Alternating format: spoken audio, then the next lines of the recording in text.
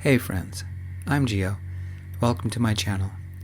Here we celebrate stories with heart, queer joy, and pancakes that heal emotional wounds. I craft immersive male romance audiobooks with tenderness, humor, and a splash of hope. From speed dates to soulmates, each tale is a heartbeat on the road to belonging.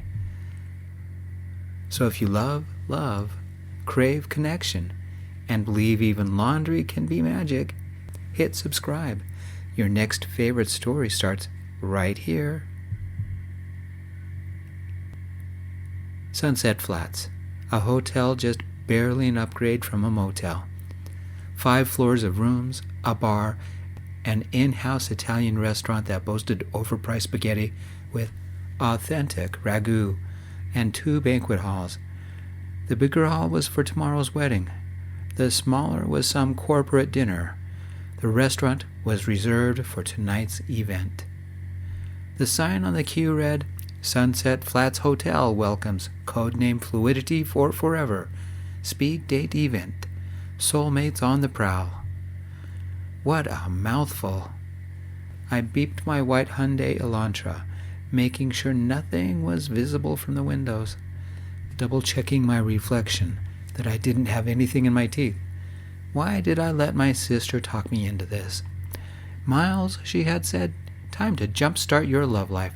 Once you see how much fun this can be, it will change your life. Besides, I've already registered you and paid the fee. If you don't go, you'll have to pay me back. And if I go, I don't? She gave me that snarky smile that meant she won. Got you covered, baby bro. The memory made me roll my eyes.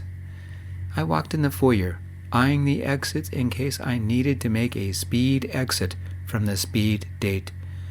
Maybe I could develop a speed flu or have a speed wardrobe malfunction. Or I could have a speed drink while I endured the speed date. The bar was a perfect grotto of shadows and dim lights mimicking being underwater, both sultry and tacky at the same time. What happens in Vegas stays in Vegas. Where is Elvis when you need him? I ordered a blackberry Mariposa and sat at the bar next to a plant with holes in its long pointed leaves. How many of these guys were part of the speed date event? The older gentleman staring into his beer? The college kid sipping a screwdriver while looking about as if suspecting he was about to get kicked out? The Korean man in the red leather biker coat who wore dark Ray-Bans? He asked the barkeep for something called a Malibu Piranha. The classy businessman sipping a Sex on the Beach? The drag queen in black skin-tight leather? Platform high-heeled boots? Eyelashes that were sharper than daggers and probably just as deadly? And a whip at their side? They casually sipped a pink martini. They noticed me staring. Honey, I can spot a virgin from 50 feet away. First time? I looked around to make sure he or she, brother, just they, was talking to me and not the plant. Me, I said, pointing at my chest. I'm glad it is dim in here because my face had a speed fever. You're safe from me, dear boy. Not berry enough, they replied. They took a perfectly flat hat that resembled a vinyl record and adjusted it on their head. Queenie Dragulicious, at your service, but I'd rather service you. The old man staring into his beer snorted. The college kid eeped. The businessman had an odd smile, yet he didn't look at me, but at the college kid. The man in the red leather jacket took the seat next to me. Don't mind Queenie. They're all talk unless you're their type. Then they're all bite. What's their type? I asked. Queenie lifted their drink in a toast. All muscle, all hair, all man, all stud, all the time. They opened and closed their mouth a couple of times, chomping their jaws like a shark. A woman in a neon green pantsuit walked in, holding a phone with her script. "I'm Mindy, your hostess, gentlemen, and Queenie." Queenie struck up hose. About time somebody respected royalty. Mindy continued, "It's time to find your match. Pick up your name tags. We're just using first names only. Red tags, you'll receive a number and must sit at the correct table. Blue tags, you're the wanderers. Your number marks your starting table. Every 4 minutes, you'll rotate to a new table. At the end of the night, everyone writes down the names of the people you are interested in. Your potential mate has the opportunity to contact you, and you to decline if you so desire." The college kid raised his hand. Mindy nodded, and he spoke. "What if you find someone before that?" "If you find your soulmate sooner, then raise the purple flag. Each table has one. 15 rounds total, so you won't meet half of everybody, but hopefully that will be enough." Queenie loudly groaned. "You expect me to choose only one?" Mindy ignored them. "At the sound of the gong, we will begin." We stumbled out of the bar, me waiting to be the last, right after the nervous college kid. About 30 guys stood in line with the exception of the old guy who had been staring into his beer. Somebody had been using the bar for what it was designed for. The first 14 guys, and Queenie, received red tags, the ones who were to sit at the table. The rest of us received blue tags. 15 rounds. It would last just over an hour. We waited for a minute for everyone to take their seats. Then Mindy yelled, "Everybody ready to find some lovin'?" Everyone chanted, "Yes." Queenie yelled, "Hell yeah, baby." They sat at table 13. Korean guy in a red biker jacket sat at table 7. The restaurant had rearranged its tables to accommodate the rotation. 15 tables lined up in 3 rows, 2 chairs per table, and a red pizza candle in the middle. Each table had a number in a romantic script suspended above a small bouquet of artificial red and purple roses. They assigned me a blue tag, and the starting number, 8. They say you never forget your first time. What a first time to remember. I approached table 8, feeling like I should bow or clap. His name tag read, Lace. That was the only thing about him that had any color. Face pale as paper, shirt and tailored tuxedo jacket, stark black, black rose for a boutonniere. It wasn't your traditional tuxedo shirt, but a frilly one with lace sleeves, like what people wore a couple 100 years ago. Lace hadn't been at the bar, otherwise I'm sure Queenie would have asked him who his tailor was. "Enchanted, I'm sure," he murmured, reluctantly rising, his stare cataloging me from mussy brown hair to cheap sneakers. "Pleasure is all mine, Miles. First time? Does it show?" Lace only smiled. "Do you come to a lot of these things?" I asked, hoping to spark a dialogue. Lace eyed me like a cat staring down a mouse, and deciding I didn't qualify. My 4th, the food selections are adequate. By the way, do you know your blood type? I was very glad to leave that one. Table 10, Keith, a bodybuilder who only talked about sets and reps and cards and cardio, and then flexed in front of me, explaining the best way to tone your triceps. He was so busy talking about his arm workout, he forgot to ask me anything. Table 12, Dennis, dressed in a white shirt, floral tie, khaki slacks, took one look at me and said, "No." Table 13, Queenie, look, baby breath, the only way these things work is if you have an open mind and an escape plan. Mine, collapsible heel, I can pretend breaking a shoe at the drop of a hat. Sometimes it backfires, and then they're all over me trying to be helpful. Sometimes That's a good thing. Wink, wink. Table 15. Todd. Recently divorced because he came out. Has 2 kids, both in grade school. Paying half his paycheck in alimony and child support, and is working a full-time job during the weekdays and a part-time job on weekends. Has seen every NCIS episode, including the spin-offs. Favorite character, Abby. Table 2. Gary, a receptionist at a tanning salon. Has a tattoo on his chest of a marlin because he caught one a few years ago, fishing in the Gulf of Mexico. Offered to show me. I said no. Table 5. A Lyft driver named Arnie who doesn't work nights because he doesn't see that well in the dark. Believes mirrors are only a suggestion, and made odd jokes about guys named Bob. Things like, you know Bob, works in accounting but moonlights as a magician. Every time the budget doesn't add up, poof, Bob's gone. And Bob's my neighbor, the kind of guy who wears socks with flip-flops and says things like, I don't trust ravioli, it's too secretive. I politely chuckled, but I didn't understand any of them. Almost done. I stretched my arms out and yawned.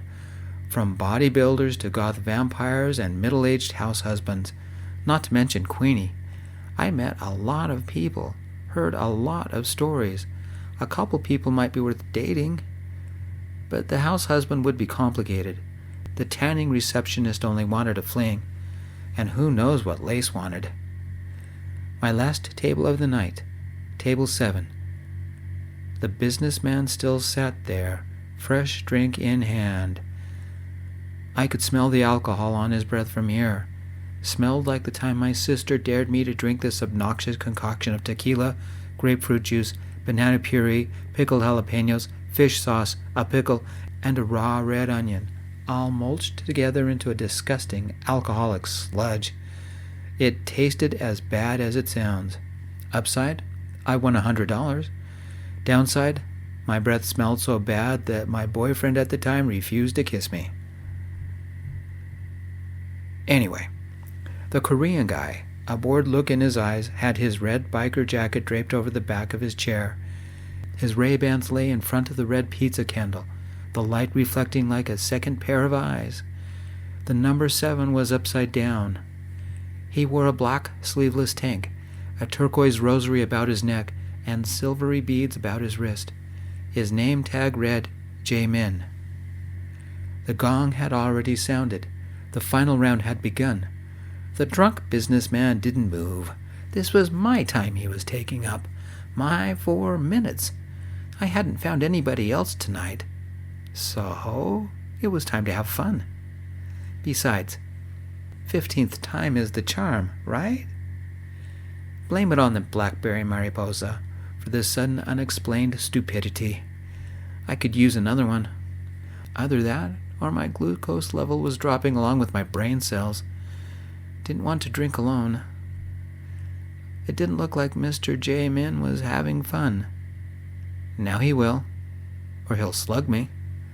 I took a deep breath for courage, marched forward, pulled the purple flag out of the bouquet, waved it, and loudly declared, Jae-Min, you're the sexiest boy toy in Vegas. Marry me. The wide eyes, raised eyebrows, jaw-dropping look on Jae-Min's face was worth it. I turned to the drunk businessman and said, Move on. This full throttle is mine. A quick moment of clarity. Did that sentence make sense? Doesn't matter. I'll never see any of these people again. To punctuate the sentence that didn't make sense, I leaned down and blessed Jae-Min with the best kiss I knew how to give. Who says all those porn videos were a waste of time? You learn lots of useful things, like how to kiss in public. It wasn't just any kiss, but pure theatrics with lots of noises and grunting. The red pizza candle fell over. The air smelled of wax and burned wick and whatever citrus cologne Mr. Jae-Min was wearing. Good thing the candle went out. But I didn't.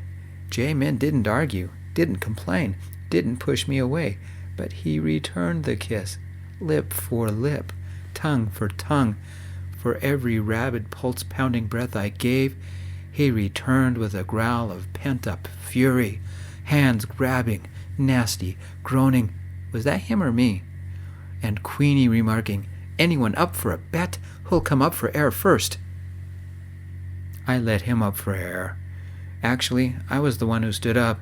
He was still in his chair. 45 seconds, Queenie yelled. I'm next in line. I ignored the room, focusing my attention on Jae-Min, on his dark eyes, on the heat emanating from his hand. Hi, I'm Miles Sanderson. Jae-Min's lips were still parted, like he wasn't sure if he had been mugged, kissed, or knighted. He blinked slowly, then tilted his head. Blackberry Mariposas make you dangerous, Miles Sanderson. More dangerous than a Malibu piranha? I asked. Sliding his chair back, the man stood. Jae-Min Trey. Usually the kiss comes after the date. Choi like boy? Jae-Min half smirked as he put his jacket on. That's the Americanized version. Slow down and listen. It's pronounced Choi. Rhymes with Trey, but with a soft CH sound. Cha-way. Softer CH, but close enough. Jalen leaned in very close.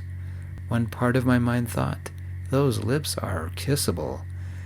The other part of me had naughtier thoughts. Jae-Min continued, since you pulled the flag, we'd better go on a date. How dangerous are you tonight? I brushed a hand through my hair like I'd seen in the movies, the kind of movie that says, I totally meant to do all that, and in my most sultry voice growled, dangerous enough to be prepared. The chuckle snuck through his stoic face. He turned, almost winking, and replied, I came prepared too, just not in the way you're thinking. Well, that too. Let's go get something to eat, and you've never had food like this. He took my hand and led me back to the hotel lobby. We went to the front desk. You were watching 2 helmets for me? The clerk glanced under the desk and brought 2 black, full-face helmets. Jae-Min made a quick call before he left, but since I didn't understand Korean, he could have been reciting baseball scores for all I know. Funny, I was still carrying the purple flag. I rolled it up and put it into my back pocket. We exited into the heat of a Vegas sunset. His motorcycle couldn't be missed, a black Kawasaki Ninja 400.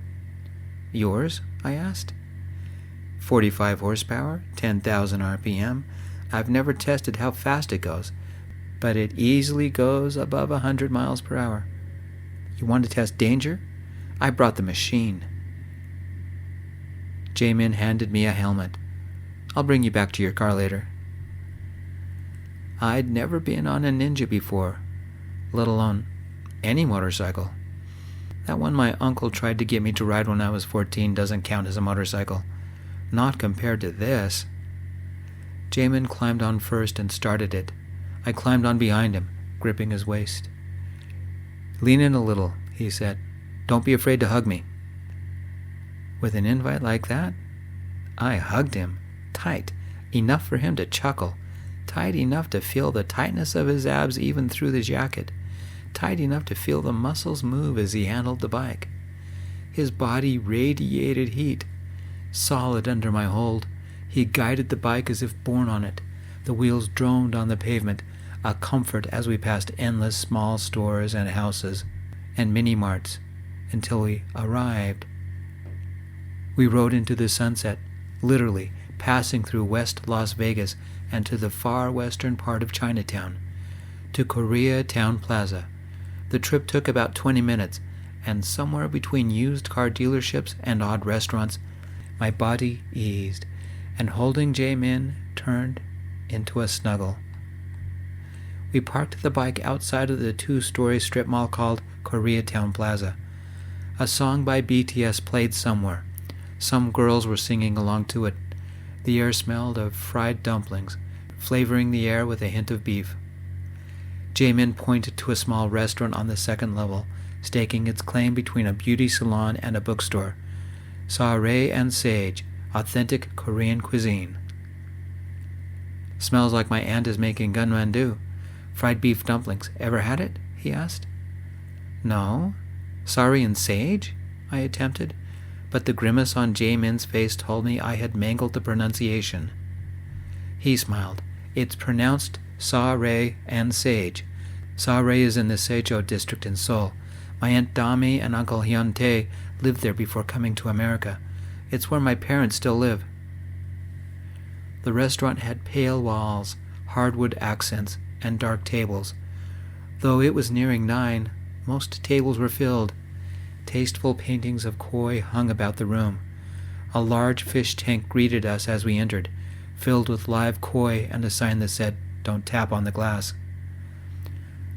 Booths surrounded the walls, and 6 tables decorated the small restaurant. No bar, but each table had a drink menu. A middle-aged man smiled as we entered and spoke to Jae-Min in Korean. Jae-Min turned to me saying, "It finally paid off, Uncle. Meet Miles. And Miles, this is my uncle Hyun-tae, the one who migrated to the U.S. with my aunt." "How long have you been in the United States?" I asked. His uncle nodded. 10 years next July. Jae-Min came to stay with us 5 years ago.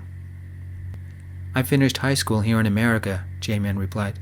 "I'm studying architecture at UNLV. Someday I want to start my own firm." "Don't forget your promise," Uncle Hyun-tae said. I glanced at Jae-Min. Jae-Min shrugged out of his jacket and draped it over his shoulder. I told Uncle that I would design his new restaurant. "Impressive," I said. "Big building with a big parking lot and a pool for the koi. Really Hanok style with a curved roof," Uncle Hyun-tae said. "People love Korean sweet potato noodles."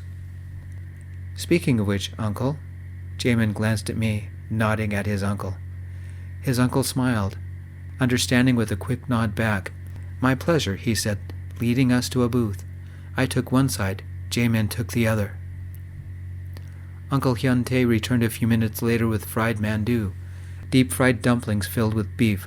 The shell cracked under my teeth, heat blooming across my tongue as fragrant steam curled upward. A whisper of soul in every bite.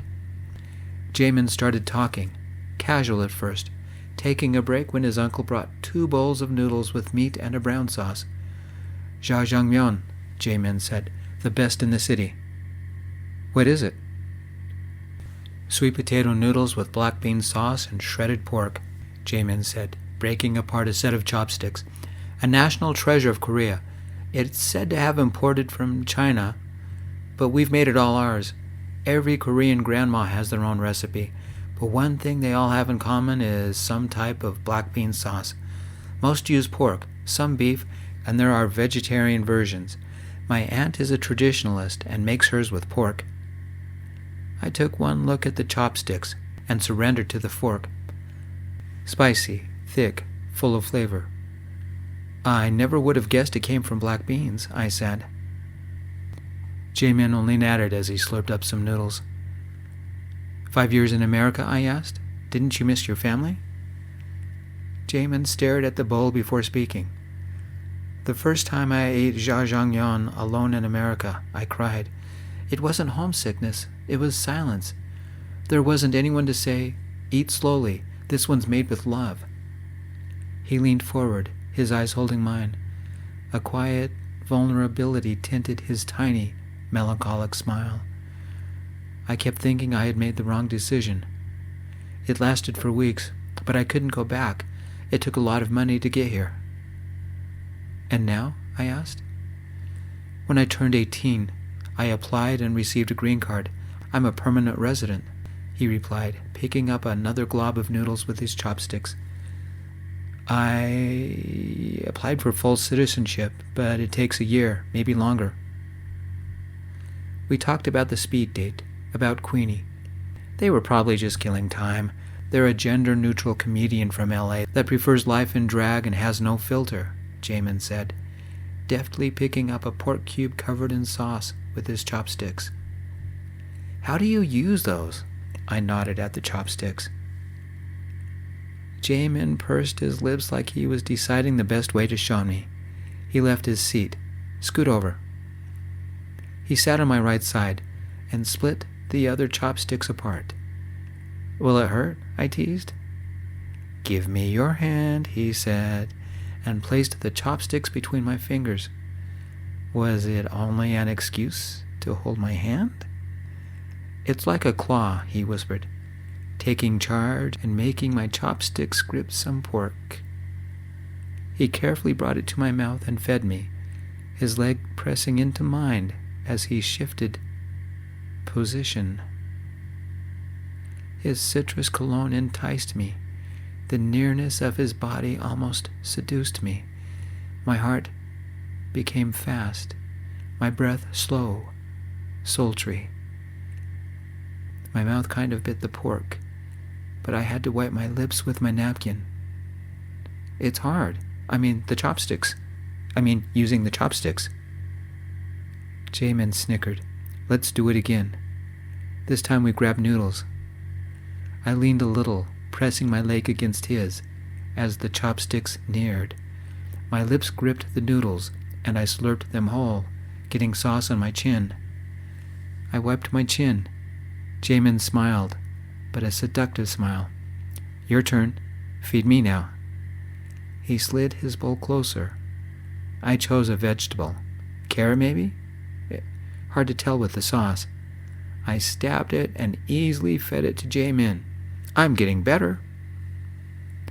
We fed each other after that, our legs in constant contact, as were our hands. A middle-aged woman brought out a plate of fried cookies drizzled with a honey sauce.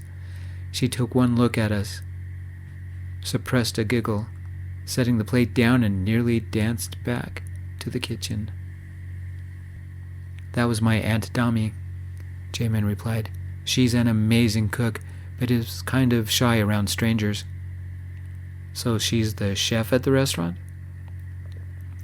She doesn't have to deal with customers, Jae-Min said, sliding the plate between us.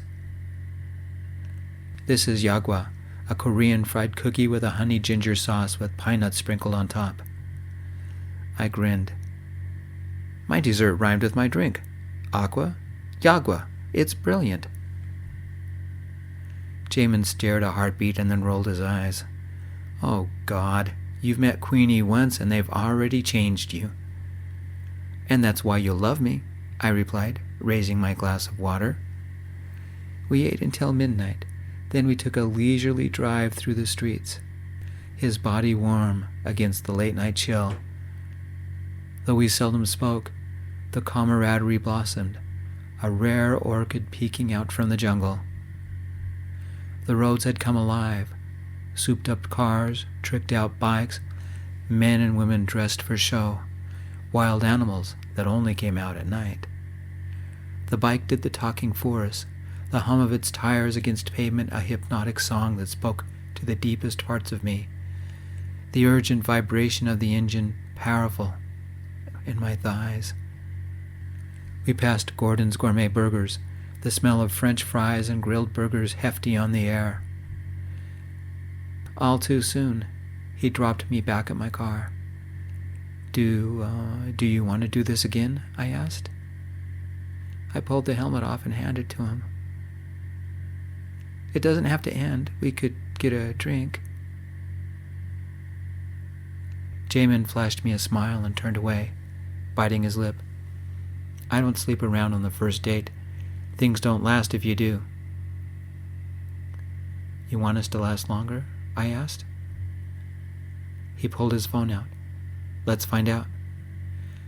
You know that feeling you get just before you dive off the high dive? Scary, exciting, knowing that once you jump, you can't stop what happens next. I took a breath and handed Jae-Min my phone. A fun kiss, a gentle promise to call, and Jae-Min gave me a second look and a smile before sliding his helmet on and driving into the night. It took me a long time to get to sleep. 3 days after the speed date, I had the day off. I'm a bank teller, and I have a ton of white shirts. It was a Tuesday, meaning I had time for a nice breakfast and chores. Last Saturday's reminder waited by the stack of my laundry on the table, its quiet magic counting moonbeams and heartbeats, until Jae-Min returned. The purple flag. I could have called, I could have texted, but I didn't want to come across as clingy or needy, even though it felt like hyenas ran along my nerves, teeth bared, howling every time my phone lit up. Lord almighty, head in the game, bro. You making hockey pucks or seeing how long it takes the fire department to get here? My roommate, Gavin, yelled, as if summoned. The fire alarm blared. I yanked the frying pan off the burner, acrid scent of char curling through the kitchen. Gavin opened a couple of windows. Sorry, wasn't thinking, I mumbled, as the alarm fell silent. That pancake looks like the heel of my shoe, Gavin said, shoving past me to start the toaster. Get dumped at the speed date? He'd had to work all weekend, night security at a DIY warehouse, and was just getting home. This was the first real chance we'd had to talk. I scraped the ruined pancake into the garbage. Even worse. Gavin paused, eyebrows raised, jaw slack with mock horror. Oh, please, Lord, it can't be. You got hit on by a drag queen? I gave him a half smile. Don't worry, I wasn't their type, not hairy enough. Gavin snorted. So what's wrong? His name is Jae-Min, I said, caught again in the slipstream of that kiss. He took me out for Korean food. Then we toured the streets on his Ninja. Can you fall in love after one speed date? Especially one with Mandu and Jajangmyeon? When he fed me with chopsticks. But he hasn't called or texted. We'd had fun. I let the sentence trail off, not because I meant to, but because the memory froze me in its glow. Gavin waved a hand in front of my face. Earth to space, cadet. You left the parking meter running. I placed the pan back on the burner and poured in more batter. You want some? As long as you don't burn them, Gavin said, pulling a bottle of maple-flavored syrup from the fridge. Seriously, he fed you with chopsticks? Damn, you might have found a keeper. His aunt's an amazing cook. I flipped the pancake, careful with the second side. Gavin gave me jazz hands and a sarcastic grin. It's always the food. Does he have a brother or a sister? I'm not picky. I checked for tiny holes in the pancake, testing the edges for doneness. It's funny, I said. You ever feel like you're meant to be with someone? Like something just clicks? Two puzzle pieces fitting together? Nope, Gavin said, pulling a couple plates from the dishwasher. I don't believe in love at first sight. Pheromones, sure. Animal magnetism, definitely. Soulmates? Nah. Let's talk if you go on a second date. You don't believe in love? I asked, sliding the first pancake onto his plate. Gavin pulled the Lucky Charms from the cupboard, drenched the pancake in syrup, and poured the cereal on top. Didn't say that, but not after the first date. I poured more batter into the pan, tossing a couple of blueberries this time. He hasn't called. Gavin looked up, waving his fork like a conductor. Here's a genius move, Einstein. Why don't you call him or text him? He likes motorcycles. Invite him to the auto show this weekend. Custom jobs, Italian demo models.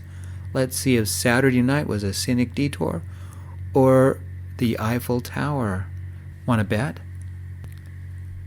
Dishes for a week, I said, checking the pancake. Done, Gavin nodded, already smug, as he crunched his Lucky Charms pancake. If you're too chicken to call, it's an automatic win. Don't get dishpan hands. I'll make lasagna and use every pan we own, I muttered. While the pancake sizzled, I grabbed my phone, found Jae-Min's number, and dialed. Gavin carved his pancake into squares.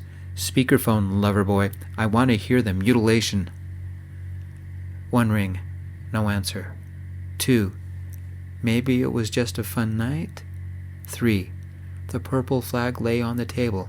If I waved it, would the magic return? 4. Gavin folded his arms, eyebrows lifted in theatrical pity. 5. Voicemail. Gavin grinned. "Hi, this is Miles Sanderson. We met at the speed date. We went out for Korean food after, on your motorcycle. I was wondering if you wanted to go to the auto show Saturday afternoon." Gavin mimed dishwashing, mouthing, "It's the last day. It's the last day, and maybe we can—" The beep cut me off. Gavin offered an angelic look. "Do you want me to buy you rubber gloves?" I flipped him off, hoping the gesture masked the disappointment gathering in my chest. "Your next pancake will be charcoal." He laughed. "Worth it when you have to wash the plate." "Jerk," I said. "Loser," he replied. The phone didn't say anything. I sighed, letting the scent of maple soothe my nerves. I wish he'd call or text. "Do you think he will?" Gavin draped his arm around my shoulders. "I don't have to work tonight. Let's split a six-pack and compare the might-have-beens. Ever tell you about Sandra?" "The one who never shut up?" I asked. "That's the one. There's a lot to unpack." I flipped the new pancake. Good thing Michelob's on sale. We ate pancakes, mine with chocolate syrup and blueberries, Gavin's with maple syrup and Lucky Charms. Then I headed to the laundromat. Dirty clothes don't care about love lives. I set my phone on the table, divided my clothes into lights, reds, and darks, and discovered the purple flag. It had gotten tangled with my jeans. I picked it up, remembering how I introduced myself with a kiss, almost even before Jae-Min knew my name. I smiled. That night might have been the best night of my life. Maybe my funnest date yet. Was it only a one-nighter? Maybe I had been too forward, crossed boundaries by initiating the kiss. Maybe he resented me because of it. Should I text him, "I'm sorry"? Why didn't he answer? With a little wave, I set the flag onto the tallest peak of the mountain of whites, a banner to hope. It caught a slight breeze from the air conditioner, fluttering just a little. As I loaded the darks into the closest washing machine, my ringtone startled me. Caller ID read, "Jae-Min." I answered on the second ring. "Hey." "Sorry," he said, his breath heaving as if he had been running. "I was chopping vegetables for my aunt. We're getting ready for the lunch crowd." "You're working today?" I asked.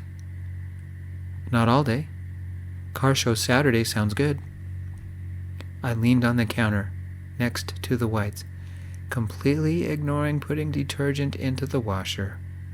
The purple flag waved again, as if saying, "I told you so."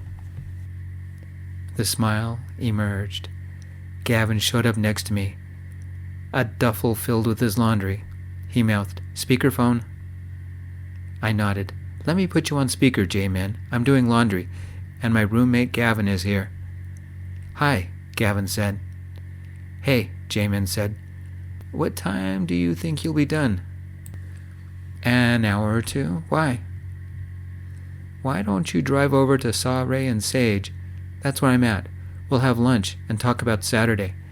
I hear they have an M4 Augusta on display, and Queenie will be performing." Epilogue. I brought the purple flag with me to Koreatown Plaza, locked up the car, jogged up the stairs to Saw Ray and Sage. Jae-Min stood near the register, speaking to a customer. Holding the flag, I walked over to him and said, "Move on. This full throttle is mine." I gave him a kiss, just as passionate, just as beautiful, just as luminous as the one at the speed date the other night. His aunt squeaked, almost dropping a dish. By the way, Gavin had to wash dishes for the week. Thanks for stopping by, friends. I'm Gio, writer, narrator, and curator of stories that speak to the soul. Co-pilots the brush behind the visuals and the polish on every line. Together we build worlds where queer joy blooms and every detail matters. If today's story made you feel something, Subscribe, share, and come back soon. There's always more magic waiting. Stop by my other channel at Loud and Proud L3Q. I love you all. Peace, my friends.